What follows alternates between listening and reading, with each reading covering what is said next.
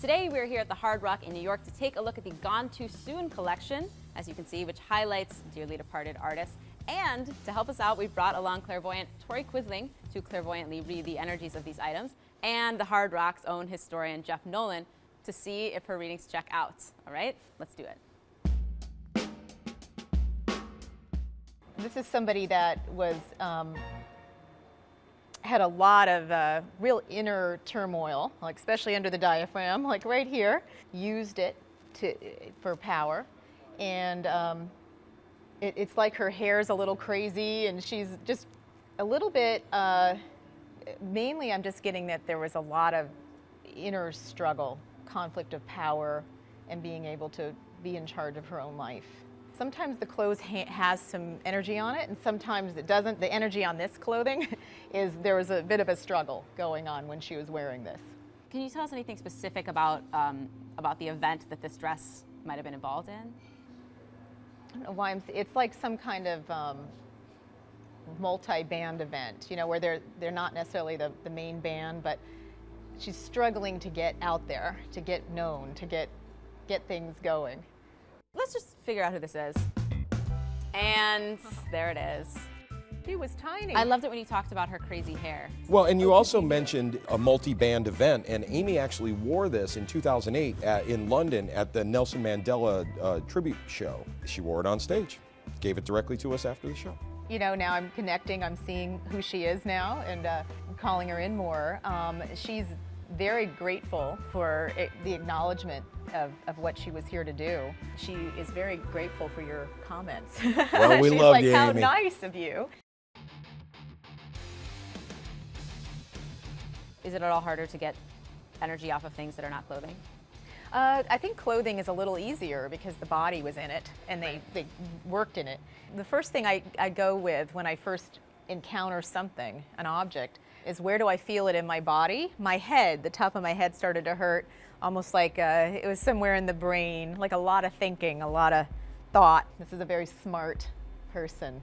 It's a male energy again, but I'm seeing that there's something about being frustrated and not being able to express himself in his views and having to just sit back and play music, trying to do it through the music. That's the energy. It's all in the head, very much in the head. Well, this incredible instrument was custom made for the one and only Dimebag Darrell Abbott of Pantera and Damage Plan. Dime was an absolute genius guitar player, and he was murdered on stage on December 8th, 2004. Your head may be hurt when you came to this because Dimebag was shot to death, and He was shot in the head. This is what... I mean, I have pain in my head when I came up to this. Yeah. So, but that's interesting because that's where his focus was, up here. I'm just seeing, I'm seeing a male attached to it, but I'm seeing it being very personal and intimate. Something that's personal, to pick out songs and to feel vibes for the person that had it. It's like a practice, like a guitar that assists in working it out, working out the sounds that are going through his mind. There's a tenderness, intimacy about this guitar.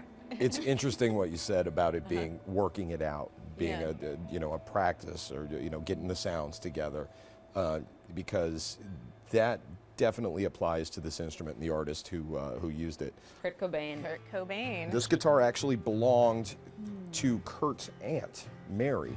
As he was learning the instrument, this was a guitar that he would play often. He would still play this guitar when he would visit his family.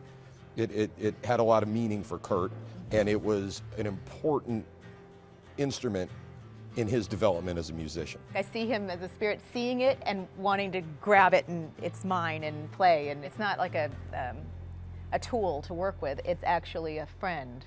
There's a kinship with this piece.